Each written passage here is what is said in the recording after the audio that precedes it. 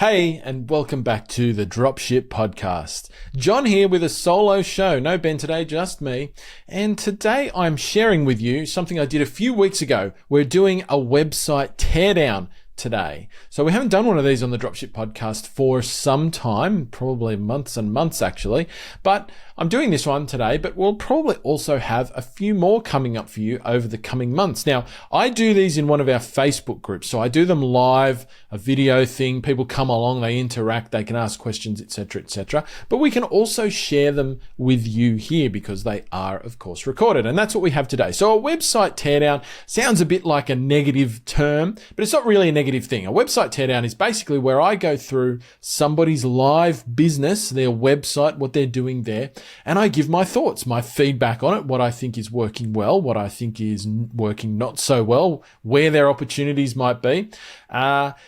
In the hope that they're going to learn from that, but obviously that anybody who's watching can learn from it. So if you're somebody who is in the process of building a business, thinking of starting one, or maybe you've already got one up and running and trying to grow it, this can be a really hugely instructive thing for you to watch, because while I am looking at somebody else's business in probably a different niche, selling different products with different customers to you, pretty much most of what I talk about, you can adapt to suit your own circumstances because it's still high ticket drop shipping. And in fact, even if you're running any other type of e-commerce business, there's going to be a ton of stuff in here that you can adapt once again to your circumstances and kind of look at your own practices and your own website and say, am I doing some of the same things? Could I make some of the same improvements? Am I doing some of the same things really well already? And give myself a pat on the back. So that's what we're doing. Before I dive into it, of course, big thank you to Joe, one of our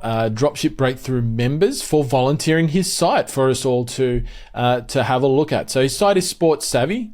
If you're listening to audio and you want to go and have a look at the site while I'm talking, sportssavvy.com.au. The link will be in the show notes. This is a video episode of the Dropship Podcast, of course, though. So if you are on Spotify and you're not driving or doing something like that, you can watch the video here on Spotify, or you can jump over onto our YouTube channel. Just jump onto YouTube and search Dropship Breakthru. You'll find our channel. The video of this episode will also be on there. So it's a screen share episode where while I'm going through the website and pointing things out, it's actually been screen recorded. So you can just watch along with the video and you're going to see everything I'm talking about there. So without further ado, let's dive into the website teardown. And so today we're doing a website teardown. So it's a bit of a negative name, I guess, but essentially what I'm going to be doing here is looking at somebody's website and, just sharing my thoughts on what they're doing, what they could improve, what they're doing well.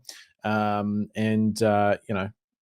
what a website teardown is, at least from our perspective. It's not necessarily some big thing I'm going to be here insulting people or anything like that, but that's what we're doing. So a big thank you. One of our members from the Dropship Breakthru program, Joe, volunteered his site for this. I think he was just keen to get some feedback on his site and put his hand up for this. So I appreciate that very much.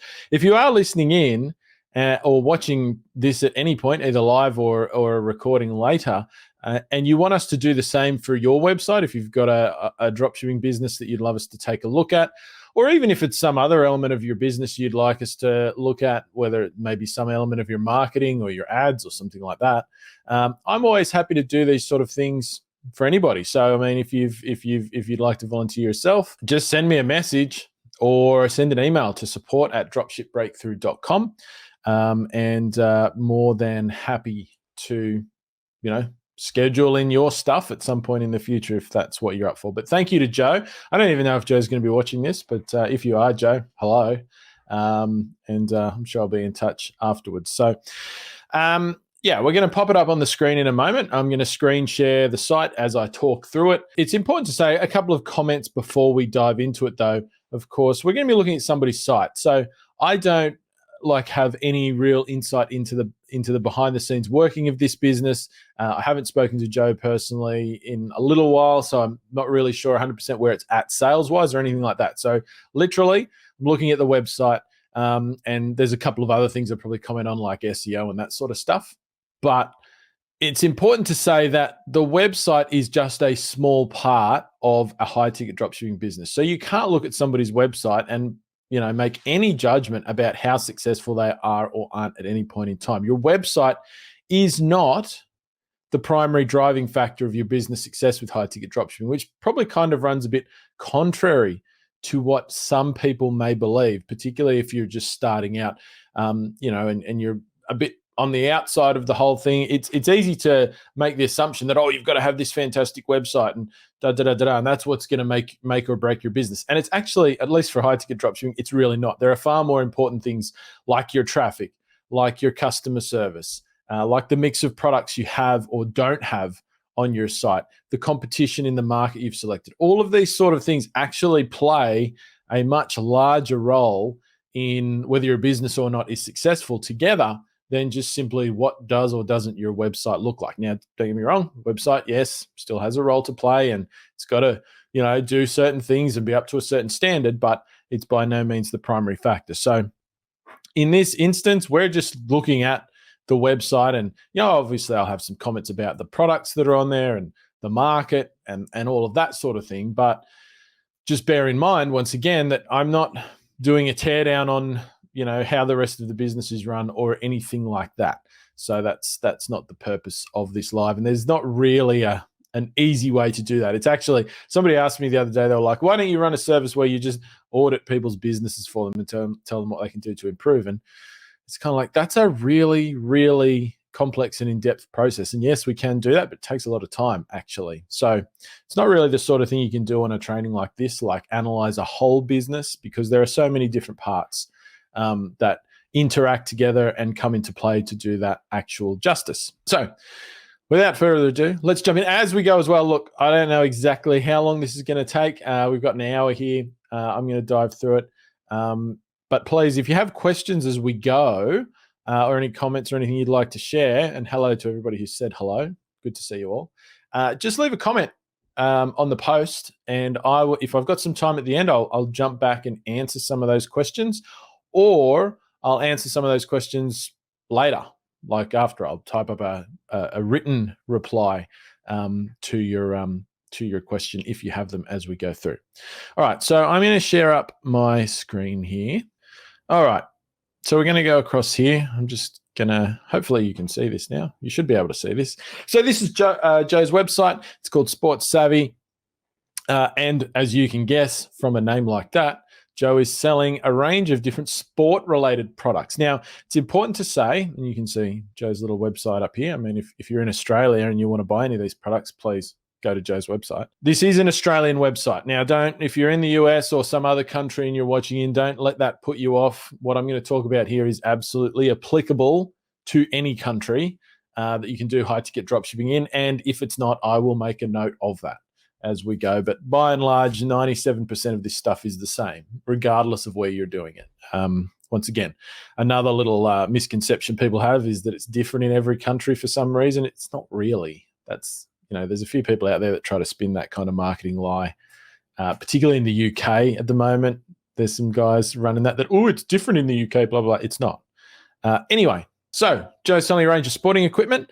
We've got, looking here, we've got different sports equipments for different sports. We've got some sports recovery, some sort of medical braces, first aid kits, first aid bags, some other accessories, and whatnot. So this is, of course, a Shopify website, and it's built using the Superstore theme from Out of the Sandbox, probably the biggest theme developer for Shopify. And that's a theme that we give people as part of our program. We're partners with Out of the Sandbox, and so when you're in Dropship Breakthru, you get a copy of this theme as part of your membership. So if you're not in our one of our members and you're wondering what this theme is, etc., that's what it is.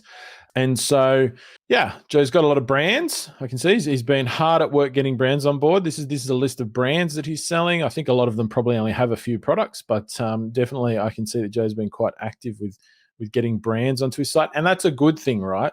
In the beginning, and it's probably fair to say, I don't remember exactly when Joe started this site, but this isn't a very old site. So Joe's still in the process of building this business and growing it.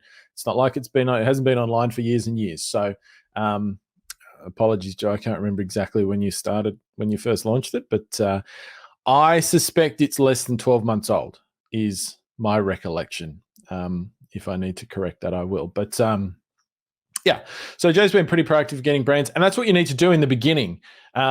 Just as a general tip, when we're talking about this stuff, when you build one of these businesses, you go out and you do your first round of supply calls, and you have a list, you call a bunch of brands, you get some yeses, you get some nos, and then you're like, right, I've got 5 or 6 or 7 brands. That's good enough to launch, which it is. And so you go and launch. The mistake that some people make is they launch, they start running traffic, and they get very focused on that, and they stop trying to add more brands to their site. Now, when you're high ticket dropshipping, you want to add as many brands for your chosen product categories that you have on your site as you can, right? So if you're saying, I'm going to sell soccer goals, you want to go out and try and get as many brands that manufacture or supply soccer goals as you can and put them on your site.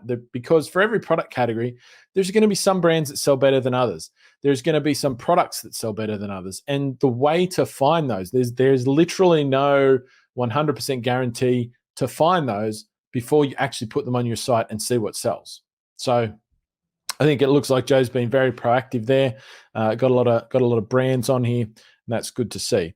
So the market itself, sports equipment. Now, this is probably the one area that I'm going to comment on where this might be a little bit different between a smaller country, population-wise and market size, like Australia, and the US. So in Australia, you're going to have you've got a much smaller market. So often we will make a broader site, a broader niche, a broader market, if you like. And so if I was going to do this in the US, which is a much larger market, there's also a lot more competition and that sort of thing, I probably wouldn't have a website that is this broad. But in Australia, you would, because for any of these product categories, there's just less suppliers. There's less, potential customers. And so you tend to go a bit broader so that you can build a bigger business. There's also a bit less competition and that sort of thing. So this is entirely appropriate, I think, for Australia. But for the US, you would probably, if you were going to do this, and once again, I'm by no means saying that this is a viable market in the US, but you would probably niche down a bit around specific interests. So like you can see here really, like if you were going to target people who play soccer or people who play golf or people who are into gymnastics or table type sports, right? That would be your niche. And then you could still do like a range of recovery equipment, accessories, etc., for each of those, as well as the sports equipment. But you probably wouldn't do every sport under the sun, because that would be a really big store. It would also be a really competitive space in the US, and it would be harder for you to really hone in on your ideal customer. But for Australia, smaller market, and there's some other countries out there which are a bit of a smaller market, this would be an appropriate type of approach. So that's all good. Now, homepage. We're on the homepage here. And so this is a pretty typical homepage. Joe's got it set up more or less in the way we suggest in the Dropship Breakthru program. The homepage, not as important as some people think it is, right? It's important for a couple of reasons. One, it's probably the page that if a supplier is going to look at your website, this is the first one they're going to look at. So when you're calling suppliers, having a homepage that looks professional, it's pretty clean, that's a good thing for suppliers. For customers, though, no first-time customers should be landing on your homepage in the beginning, right? So a majority of your first impressions are going to be on your product pages or your collection pages, but probably mostly your product pages. So that's actually where you want to be spending a majority of your optimization time in the beginning, right? Rather than your homepage. You shouldn't be driving traffic to your homepage. Later on, as your business gets older and older, you start to get more traffic to your homepage. But once again, it's by no means the most important place to spend your time early on. But there's a few things that you want to think about with your homepage. So the things you want to think about with your homepage is, one, it's like the home for your business. So when somebody lands there, particularly your ideal customer, you want them to quickly and subconsciously associate themselves with your business. So you want to be putting messages out there that this is a website for them based on whatever interest they have that you are trying to target with your products, the problems that they have that you are solving with your products, right? So this being a bit of a broader store, that's actually a little trickier. You have to think about that a little bit more. If you were really focused in, say, on one of these things, like you had a single interest that you were serving. So let's say, to pick one of these sports equipment categories, we were going with gymnastics, right? When somebody lands on this site, everything that they see should be about gymnastics. The imagery, the copy, the text, the logo, etc., should just scream to them, I'm a gymnast. I consider myself a gymnast. I practice gymnastics. And I see that as soon as I get here, and I'm being sent messages that this is the place for me, because that's going to stick people, as opposed to when they go to some bigger general type store where gymnastics products may be on sale. They're not going to get as direct a message about that because it's going to be all jumbled in with other things, right? This is one of your superpowers as a dropshipper, is that you're niche. You're really focused around particular interests that people have, rather than those big e-commerce behemoths, which tend to be more general stores. So you want to do that. And a lot of that, this is just about subconscious messaging to help people feel at home on your website, right? To make it feel to them like this is the place for me, right? Because if they can feel that, and there's a little bit of emotion to that, people buy for emotional reasons, right? They're more likely to stick around and continue their journey, their customer journey through your website to the point of purchase. Yeah, that's one of the things you want to think about. The other thing on the homepage that's always important to remember, and this is important to remember for all of the pages on your site, is that when you're a high ticket drop shipper, as opposed to other types of e-commerce, you're a reseller. So this is really important. You're a reseller. So other people usually are selling the same products that you're selling. So all of these brands that Joe has on this site, there are going to be other people who are selling those brands on their website. There might not be many for some of them. It's possible there's some of them in Australia particularly where maybe no other websites are selling them. That can actually still happen here. But generally speaking, there's going to be other websites out there that are marketing the exact same products, right, from the same brands. And so when some customers land on the site, they're like, yeah, I want to buy a product from this site. Like if somebody comes here and they're like, yeah, I want to buy, this particular Veto goal post thing that I've got right here. Now, if they might be coming from Google Shopping or from a search engine usually, or maybe some other type of marketplace where you're running ads or something like that, they're probably going to be seeing other options for them to buy the product from. Or if they're doing a bit of research, they might be doing some comparison shopping. And so one of the questions that's going to be in a lot of people's minds when they're considering buying from you is not just, is this the right product for me to buy, which is part of their consideration. And so your website obviously has to walk them through why it's the right product for them. Like what's great about the product, why should people buy it, right? So that's happening on your product page, your product description and all of that sort of stuff. But they also need to get messages about why should they buy from you? Why should they be buying that product from your business and not buying that exact same product from somebody else's business? And so you don't want to leave it up to the customer to figure that out for themselves, right? Now, some people are going to be driven by price, but oftentimes you'll be selling at the exact same price as everybody else. So there's got to be other things in there. And this is what we typically term your offer, right? What are all the other factors that a customer might consider that might persuade them to purchase from your business rather than somebody else's, right? And so this is definitely a big thing for you to be thinking about as a high-ticket dropshipper. Once again, in the Dropship Breakthru program, we have an exercise in there in our module on conversion rate optimization where we walk you through how to map out your market or your niche and work out like what should you be saying on your website that might put you ahead of your competition in your customers' minds, or what could you be doing on your website? And so part of what you communicate on your homepage should be, yes, this is the place for you, the customer, we serve your interest, et cetera, but also you want to be putting out that message about why should customers be shopping with you? What's special about your business? Your homepage is your business's home, right? This is the place for you. And so this is where you want to be talking about that stuff as well. You also should be talking about that stuff on your product page, right, as well. And we'll get to product pages here because that's where people are making that all-important first impression often, and they want that question to be answered quickly. So let's just break down the product page, the homepage really quickly. There's just a few things that I want to comment on here. You absolutely need to have phone numbers visible. High ticket dropshipping, you got to have a phone number visible, right? So this theme lets you put one up here. And I mean, the header-wise, this is not a bad looking header. You've got different product categories in the main menu. It's all pretty straightforward. You've got some information about your company. He's also got this up here. And one of the reasons we try and make this stuff very visible is because we use Google Shopping as our first traffic source generally for these businesses.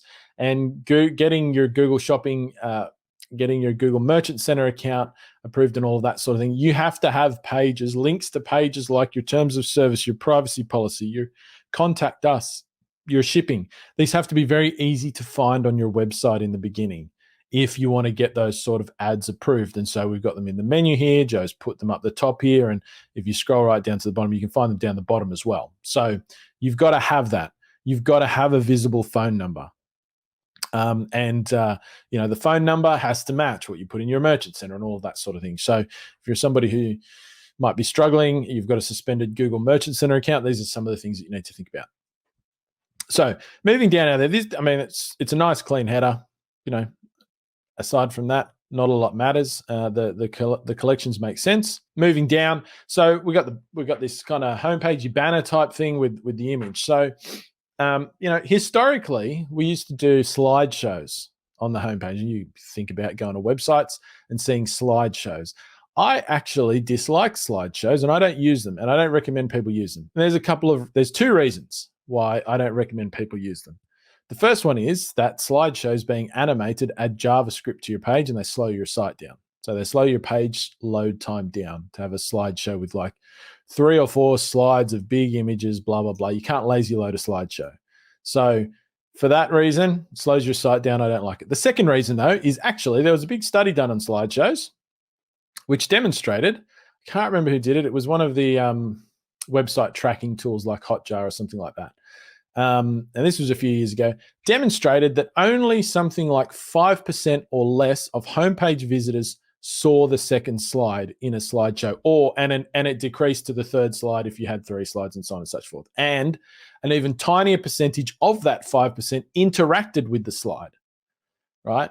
So that therefore means that given the fact they slow your site down and less than 5% of people look at the slides, there's no point having a slideshow, right? It's literally not worth it. There's no benefit. It's kind of like slideshows, I suspect, kind of came about because web developers sold them with no basis for having them. It's kind of like breakfast. You know that message about breakfast being the most important meal of the day? Now, I hate to spark controversy here, but that was made up by a couple of guys from Kellogg's, right, to sell breakfast cereal. There is not actually any scientific basis for that. There wasn't at the time. There still isn't now, by the way. There's no scientific basis for having sliders on your website, so you shouldn't have them. It's really just a vanity project. What I prefer to use this space for is to represent what's great about, like, what your business is about. So when somebody lands on this page, they get an instant connection with your business. So I suggest having a nice, high quality image here that represents what people do or what people use your products to do. Right. So Joe's got an image here that's obviously of 2 sporty looking people, engaged ideally in some sort of exercise. And he's chosen that. I mean, there could be a ton of other images you could use here. It could be somebody playing sports, a particular sport or whatever. It doesn't really matter. But you want people to form a connection. So the image should ideally reflect your ideal customer that your business serves, right? So if you sell products primarily to people who are over the age of 50, don't have an image on your site of people who are of a 20-year-old. It doesn't make any sense, right? So we have an image here, and then you can put some text on it, once again, that calls out to people. So I like the image. I don't like the text that Joe's got here. So this would be something I would change, right? I like to use this text area here, if you're going to have it, to succinctly explain how your business helps people in their niche. So this Joe's just put the name of the business here. That's superfluous. You don't need that there. That doesn't tell people anything. So I would change that to a outcome-driven headline, right? And once again, I would cut this text down massively to one line about how your business helps people. So there's a challenge for you, Joe, whenever you watch this or listen to this. I would definitely change that, because to me, that doesn't really have any real value. I mean, some of what you say in here is good, but that's too much text for this particular use case. So that bit there needs to change. The image could stay for sure, but I'd be moving on from there. So we're going to roll along here, just so I don't blabber on for too long and we don't run out of time. The next thing down I do like, something the Superstore theme does, is this little benefits kind of thing. And so we use this to demonstrate our what we call our USP. So the reasons why somebody would buy from your business that I was explaining before. So straight up, they get a hit of why that this is the right place for them to be. The next thing they get a hit of is that why should people, to start people thinking about why should they buy from you? What's good about your business? And so Joe's picked some things here: free shipping, out of hours service, change your mind returns, something about the returns policy, and price match. So that's good, right? And you kind of want to pick sort of 3 to 5 things that you're going to repetitively say all over your website, the same 3 to 5 things. You're going to hammer people with it. They're going to see it everywhere about why people should buy from you. So Joe's picked his, and ideally Joe's based that on what do his competitors say. So this is why you go. So I mentioned we've got this exercise in Dropship Breakthru. We take you through what do your competitors say, right? And you map it all out, and then you look at where are the gaps, where are the opportunities, what are my competitors not talking about? Can I offer something in this space that's better than what they do, right? And so Joe's picked these things here, price match. So I'm not going to say whether or not those are right or wrong. They could be super good, right? I mean, it's because the reality is what you talk about as the reasons why people should buy from you just needs to be better than what your competition is talking about. It doesn't matter about the rest of the world. It doesn't matter about the rest of the e-commerce space. You're only competing usually, ideally, with, if you're in Australia, less than 10 sites. In the US, ideally, directly, less than 15 sites. So what you say here needs to be more attractive than just those websites, not every other site on the planet. It doesn't matter, right? So Joe's picked these, and that's good. I'd probably tweak these a little bit. So I'd probably tweak the copy a little bit. If you can, always, whenever you're talking about a benefit or a feature or something that is about what somebody's going to get, be direct about that they're going to get that. So like if you talk about having a price match guarantee, so price match guarantee, once again, this is not necessarily a bad thing to have. Particularly in Australia, we don't have map pricing, so pricing can be a little bit all over the place. But you can use it with map pricing as well, and maybe we'll come back to this. But this just says price match guarantee on our products. I would probably change that to something more direct, like if you find a better price, we'll beat it, right? So it's more direct, uses the word you. You always want to remember you're talking to one person at a time. And it's more outcome focused, right? Once again, phone and this one, out of hours service, that might be something that appeals to Joe's customers. Phone and email availability Monday through Sunday. I would probably change that to you can get in touch with us any day of the week. So once again, it's you can get in touch with us. There's an outcome any day of the week. This doesn't display an actual outcome. So just think that in mind. And this relates to how you talk about your products as well. We'll get to this bit when we look at a product page, but always talk about you, as in you're talking to one person at a time, and always imply the actual outcome for them, right? This is just a general marketing thing, right? So, anyway, we'll come back to that. So moving along down the page, featured collections. Usually we'll put some featured collections up. You can use these sort of spaces however you like. You might have particular products you want to promote more than others, popular products, whatever. In the beginning, it doesn't really matter because you don't know yet exactly what is going to be the most popular, or the things you want to sell the most maybe. So Joe's got some here, Joe's got some here, things that he wants to point people to. That's fine. No dramas. I like to, once again, as people go down the page, just reiterate that people can get in touch with your business. Like in the beginning, I think it's a really strong thing to do to, as much as you can, generate customer service. Now, once again, this might run contrary to some people's thoughts about what they want to do when they start, like why they want to start a high ticket like a dropshipping business, an online business. I want to generate money without doing anything. We had a bit of a rant on the podcast recently about, passive income. This whole thought about business and passive being in the same sentence, being absolute nonsense, right? If you're not prepared to serve people, you shouldn't be running a business.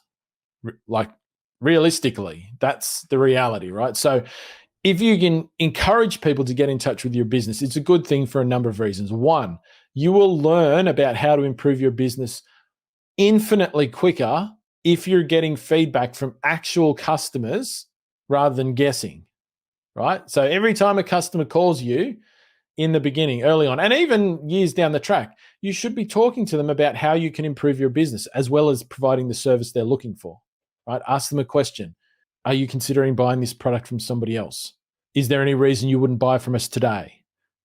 Is there something missing from our website? Was there anything that you thought we could have, the information that could have been there that wasn't there, right? Every single time if you do that with every customer that calls or emails or whatever, you're going to make improvements way quicker than if you talk to nobody. Secondly, it's just easier to close sales over the phone compared to on your website, right? So if somebody calls up and you're serving them, you can actually proactively turn that into a sale much easier than when somebody's just looking at you on the website and maybe has unanswered questions and you don't even know it, right? So getting people on the phone and offering them service is still, amazingly in 2023, a benefit. I cannot count the amount of times I have had a customer, or I've heard our students have had customers, even people who are making their first sale, and the thing they heard from the customer was, you were the first person that picked up the phone. Honestly, this blows my mind in 2023, that there are still businesses out there that don't answer the phone when somebody calls, like e-commerce businesses, right? Yeah, maybe 10 years ago or 15 years ago, that was super common, but it's still the case. Literally, providing great service in a lot of niches is still a massive selling point. Like, it's still a point of difference. Just doing that can be a massive point of difference and part of your unique selling proposition still. So I like to put it on the homepage once again, some more imagery that relates to the interest, to the customer, and then talk about how people can get in touch with you. So I like this. Obviously, I would say, Joe, if you can find ways to build some of these phone numbers, this is probably going to go to the Contact Us page, where if you put a phone number on your page, if you can, and this is a little bit of code because Shopify themes don't do it by default, add a clicked call, like make phone numbers clickable, but on mobile, when somebody clicks it, it's going to open up their dialer and they can just call you, right? Good thing to do. So then we've just got a featured collection of products. That's fine. We've got another search bar down here. And then we've got a reiteration of our USP from above, which is good. Repetition is good in marketing. So whatever you want people to know most about your business, you should repeat it. People online have very short attention spans, and so they don't pay attention well, right? So if you want people to understand something about your business, you have to slap them in the face with it. You have to treat people like idiots, right? Now, I'm not saying that people are idiots as a general rule. I don't like to believe that. Sometimes it's hard, but I don't like to. But really, repetition is very important. So people need to see your messaging, the same messaging over and over again. It gets stuck in their mind. They remember it. They recall it. When they think about who do I want to buy from, if they've heard the same message from you over and over again and they're not hearing a message from anyone else, then your message is the one that's sticking in their mind, right? They'll recall things easier. So that's why we do that. Got some reviews. These things are all good. Like, honestly, early on in the business, what appears here, it doesn't really matter. honestly. I mean, at some point, Joe will probably start adding content to the site. He'll probably have some featured blog posts and some helpful content as well going in here. This is all fine. And then, of course, we've got the footer. Once again, the footer's fine. It's got the necessary links. You want to have all these links down here, as I mentioned, good for Google, good for keeping your accounts active. If you look at heat mapping software on a site that has a lot of traffic, you will see that realistically, the amount of people who make it to look at the footer of your page is sort of 10 to 15%. So once again, this doesn't really drive anything to do with your business. It's not important in the overall scheme of things. But what's here on the page is fine. It's all well and good. So we're going to move on from here. That's the homepage. Let's dive over and look at, I'm just going to pick a random collection page, and we're going to get into a collection page. So looking at collection pages here, this is just the standard collection page. So I don't think that Joe has done a lot of work here, but I would say that there's a couple of things that instantly jump out as potentially an issue here, or a number of things that could be improved. So of course we've got the standard sort of tiling effect on the theme here. So a couple of things that immediately jump off for me. Joe's got the quick shop functionality added in here. I don't like that. Once again, on Shopify, the quick shop functionality loads JavaScript usually, which whether the customer uses it or not, it just loads when the page loads. So if you turn that off, you'll actually should speed up your page load time. And I think for me, once again, the trade-off is worth it, right? So if somebody's buying a $3,000 whatever you want to call this, soccer goal, they're not buying it off the quick shop. Maybe if they've seen it before and they've been on your site before, they might, but most people are going to want to see the full product page, read the product details, make sure they understand the shipping and delivery and all of that sort of thing. And they just can't make it off the quick shop.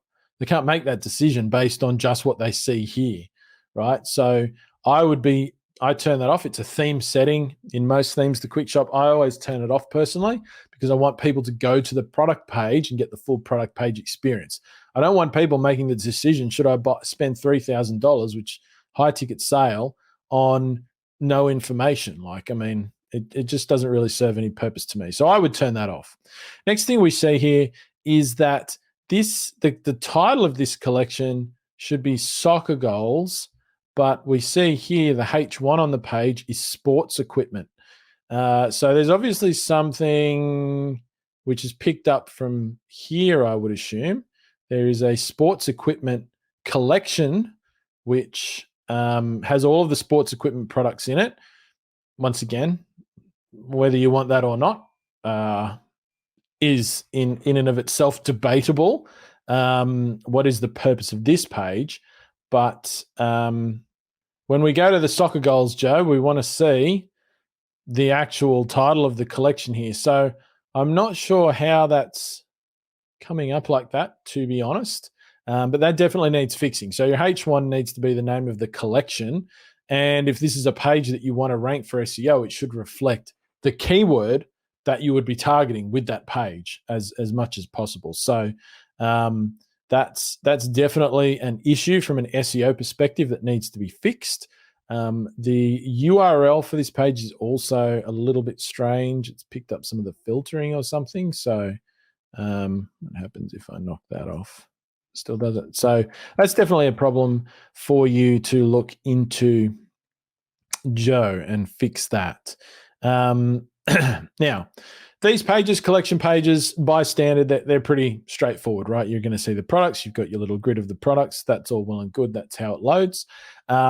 Things to think about as you move on, of course, is that for oftentimes we want to rank collection pages for organic traffic, right, in search engines. And so to do that well, you're going to need to do more on these pages than just have the standard page like this, right? Usually. There are exceptions to that rule, particularly if you're in a very uncompetitive space for a very specific keyword usually, but you're going to need to make sure the title is on point. So once again, we've identified that issue here for some reason, and you're going to need some content on the page, right? So once again, there's this assumption out there that you can't have content on your collection pages because when people go to a collection page, all they want to see is the products. Who's got proof of that? I put this challenge out there to the world. Prove it. Prove that having content on your collection page is bad for your conversion rate. It's not. If somebody's on your site and they're looking through your collections, right, they're not at the bottom of the funnel. They're not ready to buy right now. If they were ready to buy and they knew exactly what product they wanted to buy, they would be on your product pages. They would be using your search bar. They would not be trawling through your collections to find it, right? People who know they want a soccer goal, right? But they don't know which one they want to buy. They're in the middle of the funnel, or maybe they're in the top of the funnel. So at that point, they still have unanswered questions. They're still looking to learn, and there are still ways that you can help them with helpful content on a page that is actually going to boost the chances of you making a sale. So if you want to rank a page, this page as it is like this would be considered thin content by search engines because it contains no content, right? A series of product names like this and links is not content. So your collection pages, if you want to rank them, and not necessarily all the time are you trying to do so, but you need to have some content on the page. Whether you put it in the top here, whether you put it down the bottom, so you alter the code a little bit, you can put it down the bottom.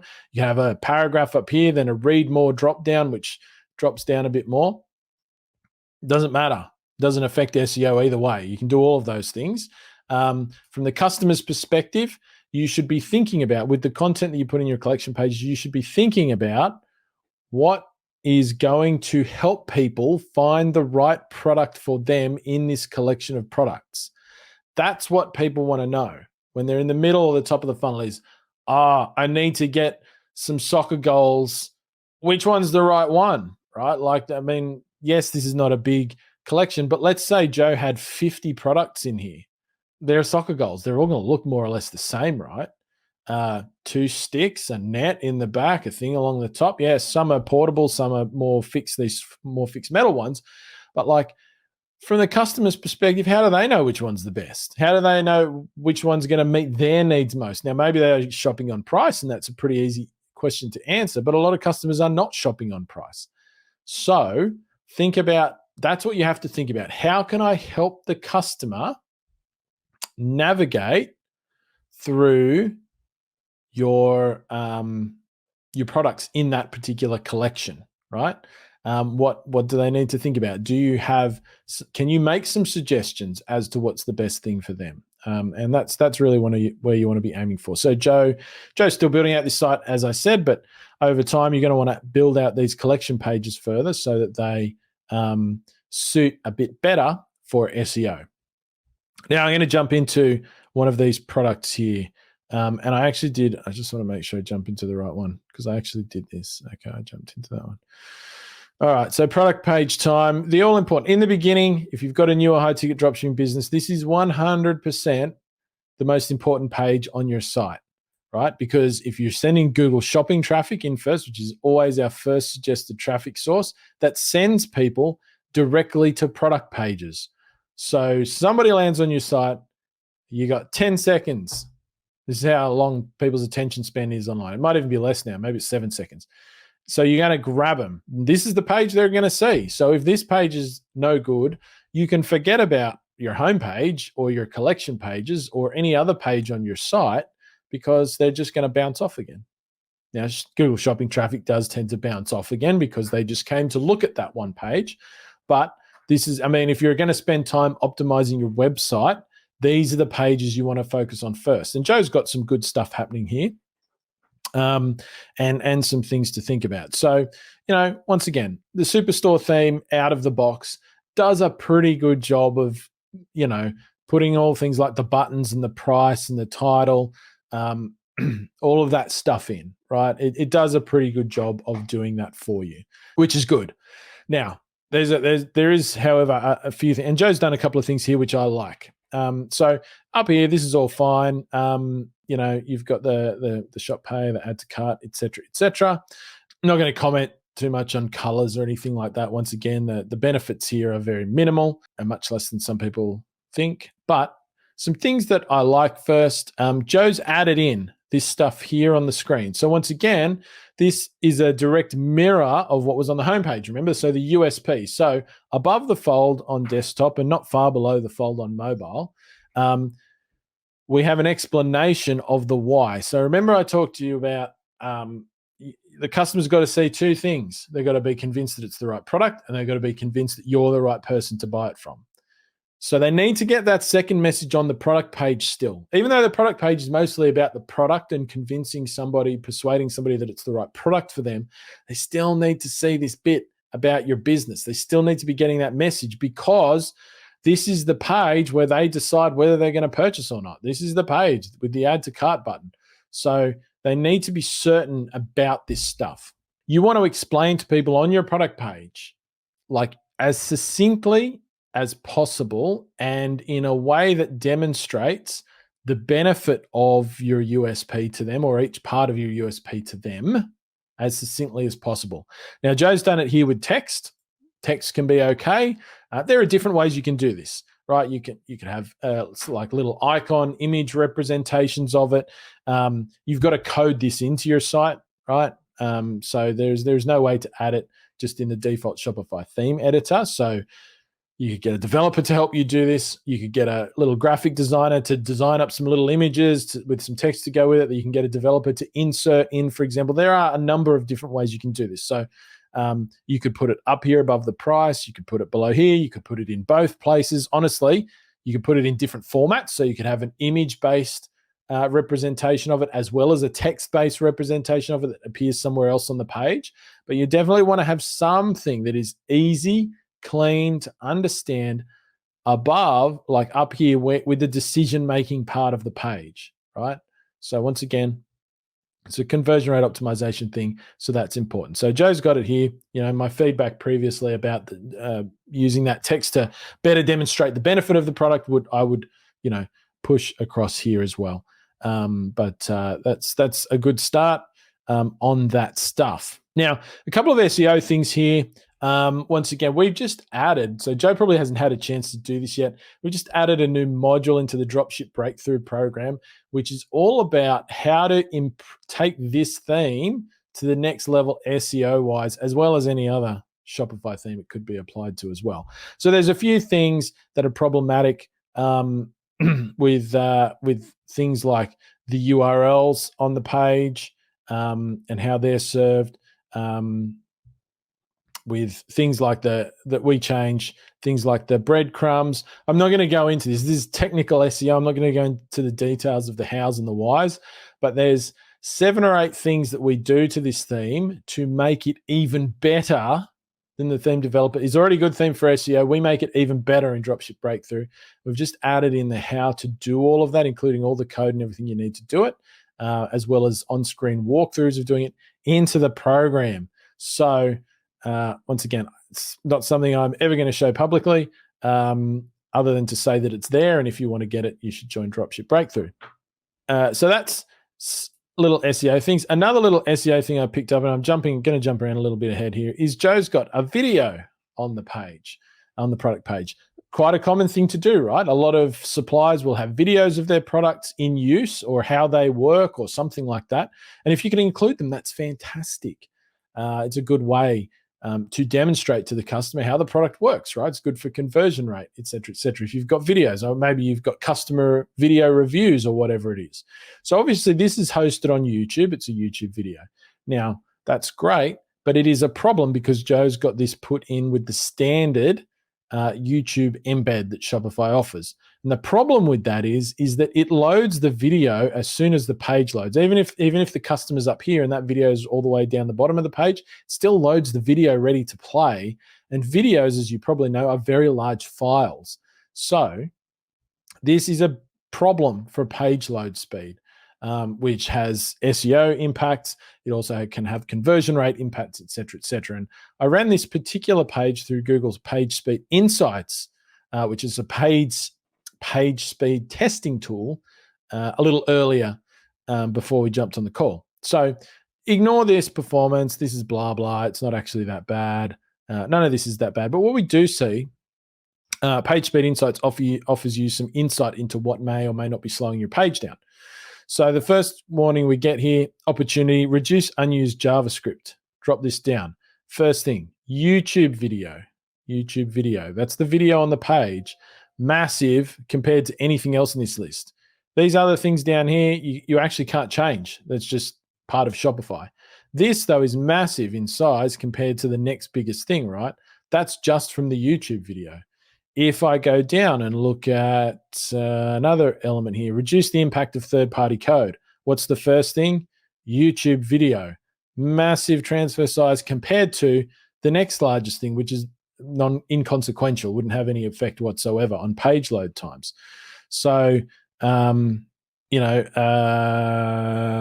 third-party resources can be lazy loaded with a facade. YouTube video being the only thing that is being pulled up here. And once again, large file size.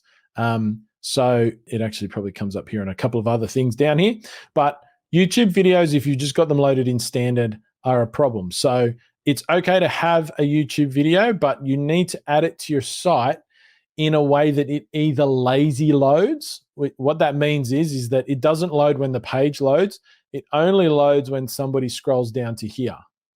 That's lazy loading, when it scrolls into view. Right? So if somebody doesn't look down there, it never loads, right? So that's one way. The other way to do it is to have a facade on it, which once again will just display a static image over it of the video, but the video doesn't actually load until somebody clicks to play. So that's two ways you can do it. Once again, Dropship Breakthru course, we give you the code on how to lazy load YouTube videos or Vimeo or any other video embed that you might use, Wistia.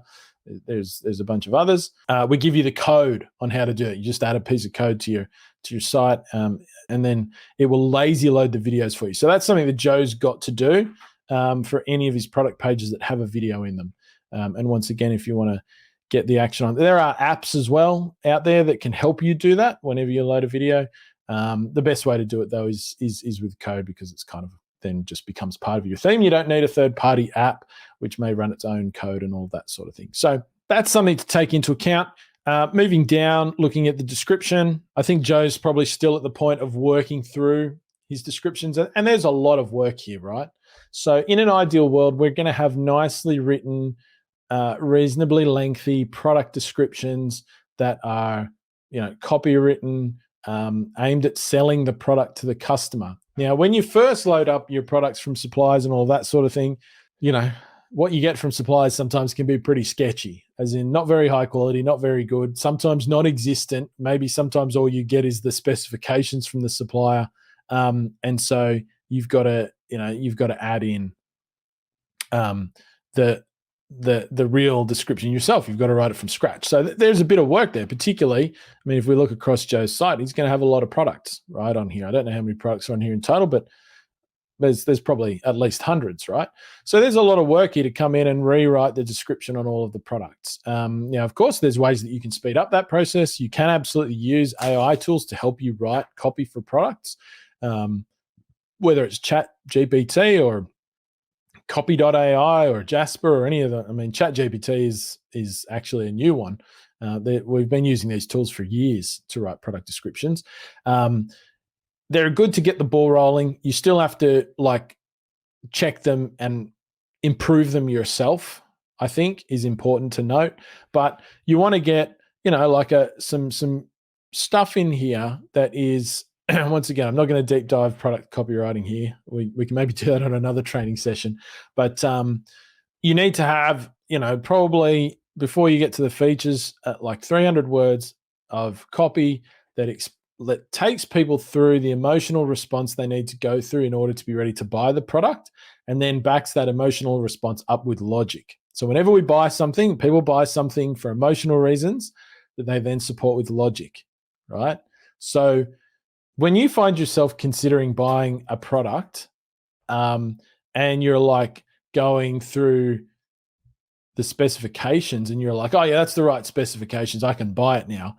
Your brain actually already made the decision to buy it. You having that thought process about the logic is actually your brain's way of justifying itself, but it's already made the decision one way or the other.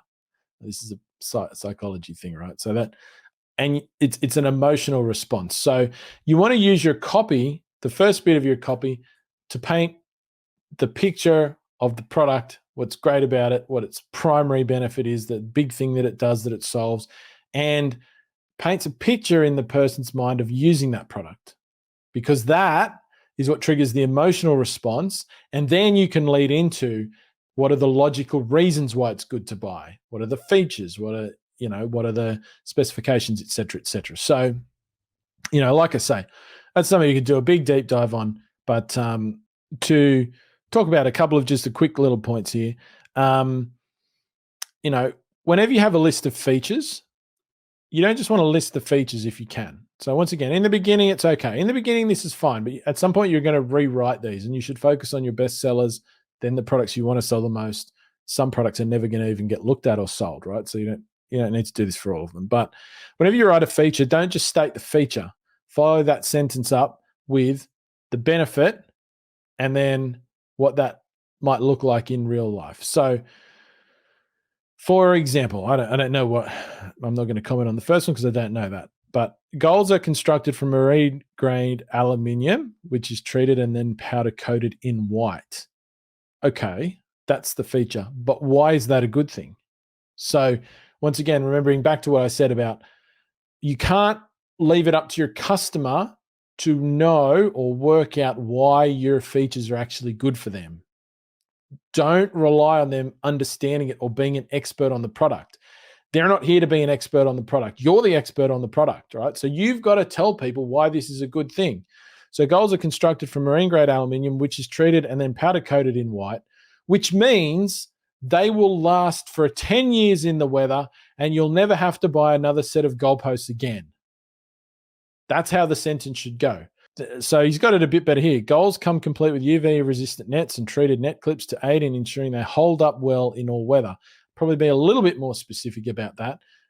So you've got that they hold up well in all weather, but why do you want them to hold up well in all weather? What's the actual outcome of that?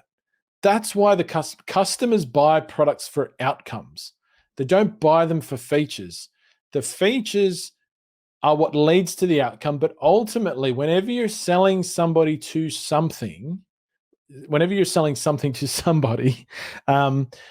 have to paint the picture of the outcome, because that's why somebody is buying the product.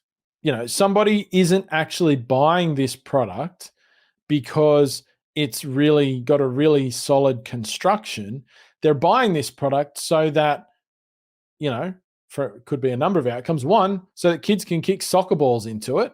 And two, so that they look nice. And three, they last a long time. They don't have to replace them very soon or very often, et cetera, et cetera. That's why they're buying the product, right? So you've got to paint that picture and explain those and make sure you hit those things in your product copy, because that's what's actually going to persuade somebody that they should buy this product for $2,800 potentially, versus a much cheaper product that might look similar but isn't as good. So that's really where you need to take those product descriptions, or just some thoughts. Like I say, we could deep dive that in a lot more detail, but that's that. Now, free shipping.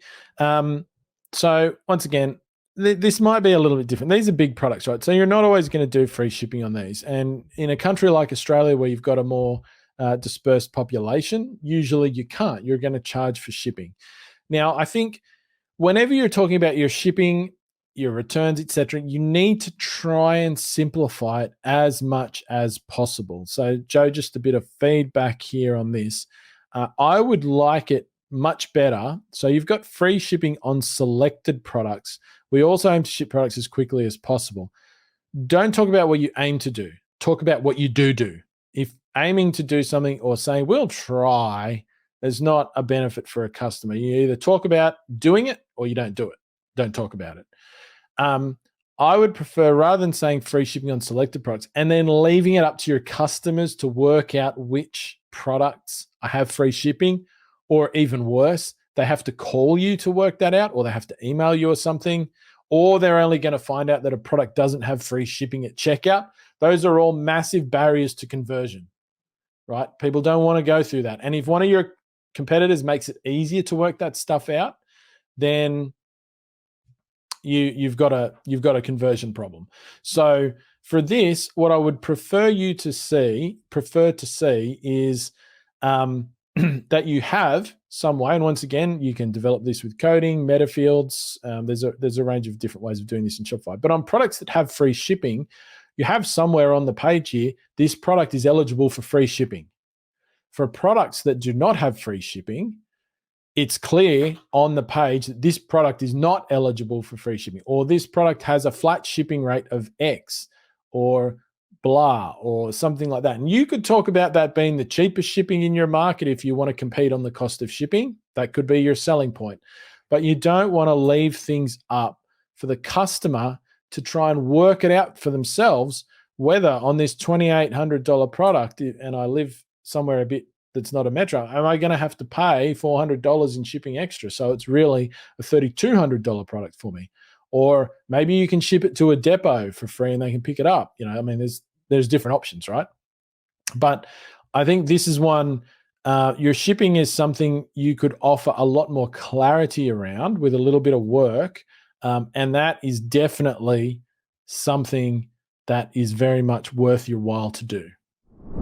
All right, how was that? Pretty fun, hey? Website teardown. So if you've been watching along and you're thinking, I'd love to start a business like Joe's Business Sports Savvy, or if you're already trying to get a business up and running, you're trying to grow it, and you'd like to get that sort of feedback from myself, from Ben, from people in our program, we're giving people this sort of support every week of the year in Dropship Breakthru. So if you'd love to really get serious about high-ticket dropshipping, about growing a real valuable business, head over, join Dropship Breakthru today at dropshipbreakthru.com/join. Link is in the show notes as always, and get started because we're helping people build these businesses every single day of the week and we're ready to help you.